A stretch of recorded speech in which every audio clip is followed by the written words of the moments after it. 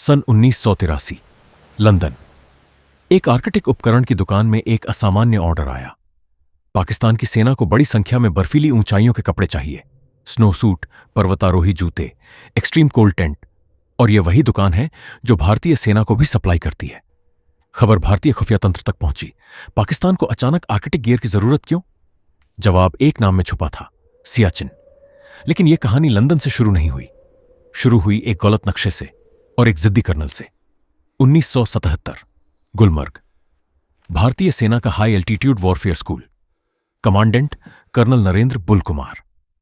छोटे कद के, गठीले, एनडीए में बॉक्सिंग के दंगल में अपने से 6 इंच ऊंचे प्रतिद्वंद्वी पर टूट पड़े थे। तभी से नाम पड़ गया बुल। फ्रॉस्टबाइट में पैर की 4 उंगलियां जा चुकी थीं, फिर भी 20 बार 8000 मीटर से ऊपर जा चुके थे। एक जर्मन पर्वतारोही उनके पास एक अमेरिकी नक्शा लेकर आया। कुमार ने देखा और खून खौल उठा। सियाचिन ग्लेशियर पाकिस्तानी भूभाग दिखाया गया था। अमेरिकी रक्षा मानचित्रण एजेंसी का नक्शा। पूरी दुनिया इसे सच मान रही थी। कुमार ने वह नक्शा खरीदा, डायरेक्टर जनरल मिलिट्री ऑपरेशंस को भेजा और कहा, मैं जाऊंगा और इस नक्शे को गलत साबित करूंगा।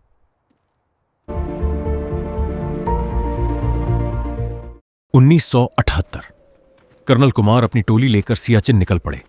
कोई नक्शा नहीं, कोई रास्ता नहीं, बस बर्फ का अंतहीन समंदर और 0 से 50 नीचे तापमान। इन्हीं हालात में उन्होंने तेरम कांगड़ी पर तिरंगा फहराया। भारतीय सेना ने पहली बार सियाचिन पर कदम रखा।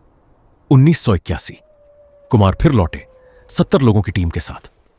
8 सप्ताह में पूरे ग्लेशियर को मुहाने से स्रोत तक नाप डाला, इंदिरा कॉल तक, जहां भारत, पाकिस्तान और चीन मिलते हैं। दुनिया का पहला इंसान जिसने सियाचिन पूरा पार किया। 1983 में अपनी खोजें इलस्ट्रेटेड वीकली ऑफ इंडिया में छपवाईं, तस्वीरों और नक्शों के साथ।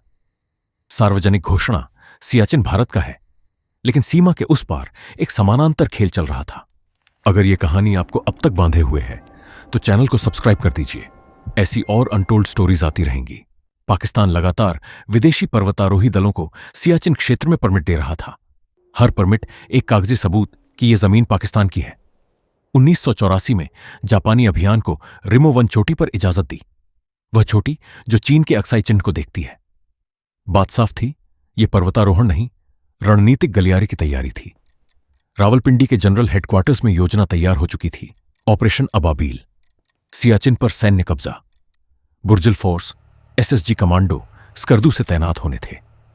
योजना बनाने वालों में एक नाम, ब्रिगेडियर परवेज मुशर्रफ। वही मुशर्रफ जो 15 साल बाद कारगिल का खेल खेलेगा। 1983 की गर्मियों में भारतीय सेना ने सियाचिन पर गश्ती दल भेजे। कैप्टन कुलकर्णी ने पोलर बियर पेट्रोल का नेतृत्व किया और पाकिस्तानी गतिविधि के ठोस सबूत लेकर लौटे। अगस्त में पाकिस्तान ने एसएसजी दस्ता भेजा, विरोध पत्र भेजा, पूरे क्षेत्र पर एक तरफा दावा ठोक दिया। और फिर आई लंदन की खबर, वही आर्कटिक गियर का ऑर्डर। भारतीय खुफिया ने जांच की, नतीजा साफ था। पाकिस्तान सियाचिन के लिए तैयार हो रहा था। दिसंबर 1983 रावलपिंडी। जनरल जिया उल हक ने खुद बैठक की, अबाबील को अंतिम रूप दिया। योजना 17 अप्रैल को अग्रिम दस्ते, 1 मई को पूर्ण अभियान। भारत के पास एक तारीख 17 अप्रैल और एक सवाल, क्या हम पहले पहुंच सकते हैं? रॉ के श्रीनगर स्टेशन चीफ विक्रम सूद की रिपोर्ट साफ थी, समय निकल रहा है। सेनाध्यक्ष जनरल वैद्य, नॉर्दर्न कमांड के छिप पर, सब सहमत। प्रधानमंत्री इंदिरा गांधी ने कैबिनेट सुरक्षा समिति में मंजूरी दे दी। ऑपरेशन का नाम मेघदूत, कालिदास के संस्कृत काव्य से बादलों का दूत। 26 मार्च श्रीनगर में वॉर गेम खेला गया, कोडनेम वॉलेंट क्रैकर। हर परिदृश्य परखा गया। कमरे में एक युवा कैप्टन भी था, संजय कुलकर्णी, उन गिने चुने अधिकारियों में से जो ग्लेशियर पर जा चुके थे। वे जानते थे, कागज पर योजना बनाना और 20,000 फुट पर उसे जीना 2 अलग बातें हैं। लेफ्टिनेंट जनरल पीएन हून ने तारीख चुनी 13 अप्रैल, वैसाखी, त्योहार। पाकिस्तान को उम्मीद नहीं होगी कि भारत त्योहार पर आगे बढ़ेगा। 4 दिन, बस 4 दिन का अंतर। इन्हीं 4 दिनों पर सियाचिन का भविष्य टिका था। मार्च 1984 क्रू से 19वीं कुमाऊं चुपचाप निकली, लेफ्टिनेंट कर्नल डी के खन्ना की कमान में। 630 किलोमीटर पैदल श्रीनगर, सोनमर्ग, जोजिला, कारगिल, लेह, खारदुंगला, नुब्रा घाटी तक, पूरे युद्ध साजो सामान के साथ। बर्फ से ढके जोजिला से, जहां एक गलत कदम सैकड़ों फुट की खाई। पैदल इसलिए क्योंकि भारी विमानों से सैनिक भेजते तो पाकिस्तान की सिग्नल्स इंटेलिजेंस हवाई यातायात में बढ़ोतरी पकड़ लेती। ऑपरेशन शुरू होने से पहले ही खत्म। अधिकांश जवानों को पता नहीं था कहां जा रहे हैं। होली पार्तापुर में मणि, वहीं पहली बार बताया गया कि मंजिल साल्तोरो रिज है, मिशन मेघदूत। 12 अप्रैल, अंतिम ब्रीफिंग। आर्कटिक कपड़े अभी आए नहीं थे। शाम 5 बजे पहुंचे, ऑपरेशन से 12 घंटे पहले। जवानों ने तय कर लिया था गहराई अनाए जाना है। 13 अप्रैल 1984, वैसाखी, सुबह 5:30। चीता हेलीकॉप्टर उड़ा। वायुसेना की 114वीं unit, Siachen pioneers, pilot squadron leader SS Bains, पीछे कैप्टन संजय कुलकर्णी और उनका रेडियो ऑपरेटर। बस 2 आदमी। 17,000 फुट पर हवा इतनी पतली कि चीता सिर्फ 2 यात्री उठा सकता है। निर्माता कहता है इस ऊंचाई पर यह हेलीकॉप्टर उड़ नहीं सकता। बैंस उड़ा रहे थे बिलाफोंडला, 18,000 फुट। चीता उतर नहीं सकता, बर्फ नरम, हवा का एक झोंका हेलीकॉप्टर पलट दे। चीता जमीन से कुछ फुट ऊपर मंडराया, स्किड बर्फ छूते छूते। कुलकर्णी और ऑपरेटर ने प्रार्थना की और कूद गए। पैराशूट नहीं, रनवे नहीं, एक मंडराता हेलीकॉप्टर, प्रार्थना और बर्फ में छलांग। बैंस लौटे, एक और जवान, फिर एक और। 17 उड़ाने, एक एक करके। 10 बजे तक 30 जवान बिलाफोंडला पर कंपकंपाती ठंड में, पतली हवा में, जहां पहले कोई सेना नहीं पहुंची थी। बर्फानी तूफान में तिरंगा फहराया गया। फिर मौसम बिगड़ा। 3 घंटे में रेडियो ऑपरेटर को पल्मोनरी एडीमा, फेफड़ों में पानी, तुरंत नीचे भेजना पड़ा। दोपहर तक मौसम पूरी तरह बंद। 3 दिन कुलकर्णी और उनके 29 जवान बिलाफोंडला पर अकेले, कटे हुए, तूफान में। जमीन से मेजर संधू साल्तोरो रिज की ओर बढ़ रहे थे। सियाला पर लद्दाख स्काउट्स तैनात हो रहे थे। 18 अप्रैल को कैप्टन यादव की टुकड़ी कुलकर्णी से जा मिली।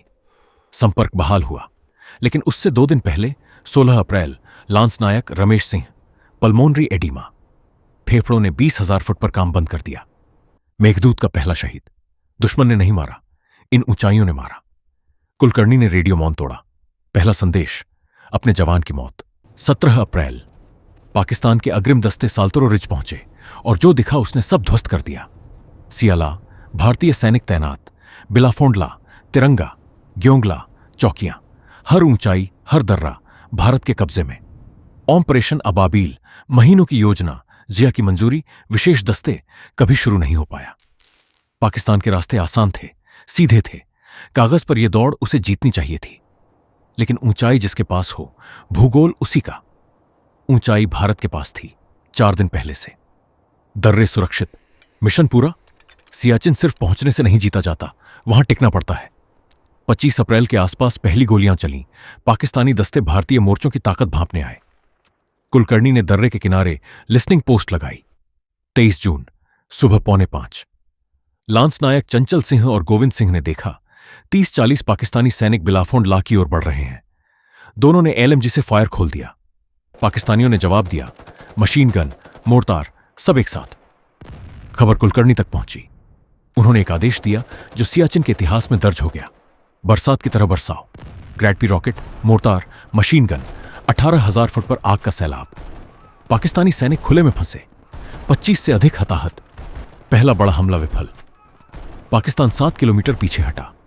24 जून, BBC रेडियो, भारतीय और पाकिस्तानी सैनिकों में सियाचिन पर संघर्ष। दुनिया का सबसे ऊंचा रणक्षेत्र अब आधिकारिक। ऑपरेशन मेघदूत सफल रहा। 70 किलोमीटर लंबा सियाचिन, सभी सहायक हिम नदियां, साल्तोरो के तीनों दर्रे भारत के नियंत्रण में। भारतीय सेना दुनिया की पहली और एकमात्र सेना बनी जिसने 5,000 मीटर से ऊपर टैंक तैनात किए। लेकिन जीत की कीमत वह संख्या जो विजय परेड में नहीं बताई जाती। 1984 से आज तक 2,000 से अधिक सैनिक सियाचिन में शहीद हुए, दोनों पक्षों के। अधिकांश दुश्मन की गोली से नहीं मरे, ठंड से, हिमस्खलन से, पल्मोनरी एडीमा से। सियाचिन पर सबसे बड़ा दुश्मन सामने वाली सेना नहीं, वह पहाड़ है जिस पर आप खड़े हैं। 21,000 फुट, घास का तिनका नहीं उगता, ऑक्सीजन आधी है, 1 कप चाय आधे घंटे में बनती है, और वहां सैनिक खड़े हैं 1984 से आज तक। सियाचिन, बाल्टी भाषा में जंगली गुलाबों का बाग। कितना अजीब नाम है उस जगह के लिए जहां जिंदगी का कोई निशान नहीं। और वे कर्नल नरेंद्र बुल कुमार, जिन्होंने एक गलत नक्शा देखा और उसे सही करने की ठान ली, कभी जनरल नहीं बने। कर्नल पद से रिटायर हुए उसी साल जब मेघदूत शुरू हुआ। लेकिन सियाचिन पर भारतीय सेना के मुख्यालय का नाम है कुमार बेस। भारतीय सेना के इतिहास में किसी जनरल ने, किसी फील्ड मार्शल ने भारत का नक्शा उस तरह नहीं बदला जैसे इस एक पर्वतारोही कर्नल ने बदल दिया। 31 दिसंबर 2020 कर्नल कुमार चले गए। 87 साल, दिल्ली का सैन्य अस्पताल। कुछ लोग नक्शे पढ़ते हैं, कुछ लोग नक्शे बनाते हैं और कुछ, बहुत कम, गलत नक्शों को सही कर देते हैं। अगर आपको हमारा प्रयास अच्छा लगे तो इस वीडियो को लाइक, शेयर और चैनल को सब्सक्राइब जरूर करें और मुझे आपके कमेंट्स का इंतजार रहेगा।